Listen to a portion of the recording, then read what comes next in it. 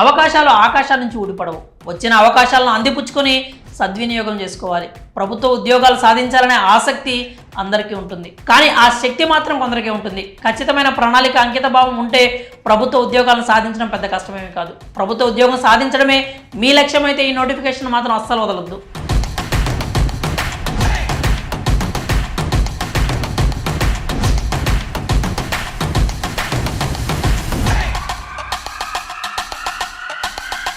Railway recruitment board భారీగా ఉద్యోగాలను భర్తీ చేసేందుకు నోటిఫికేషన్ విడుదల చేసింది. ఈ రిక్రూట్మెంట్ ద్వారా 2250 కానిస్టేబుల్ ఎస్ఐ ఉద్యోగాలను భర్తీ చేయనుంది.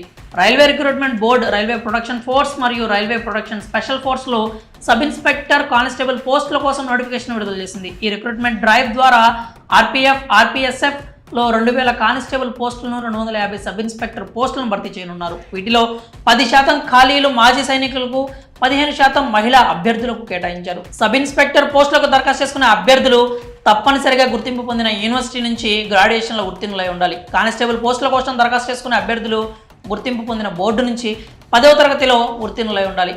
సబ్ ఇన్స్పెక్టర్ పోస్టుల కోసం దరఖాస్తు చేసుకునే అభ్యర్థుల కనీస వయస్సు 20 సంవత్సరాలు మరియు గరిష్ట వయసు 25 సంవత్సరాలుగా ఉండాలి. కానిస్టేబుల్ పోస్టుల కోసం దరఖాస్తు చేసుకునే అభ్యర్థులు వయోపరిమితి 18 సంవత్సరాల నుంచి 25 సంవత్సరాల వరకు ఉండాలి. రిజర్వ్డ్ కేటగిరీ అభ్యర్థులకు నిబంధనల ప్రకారం వయో పరిమితి సడలింపు ఇవ్వబడుతుంది.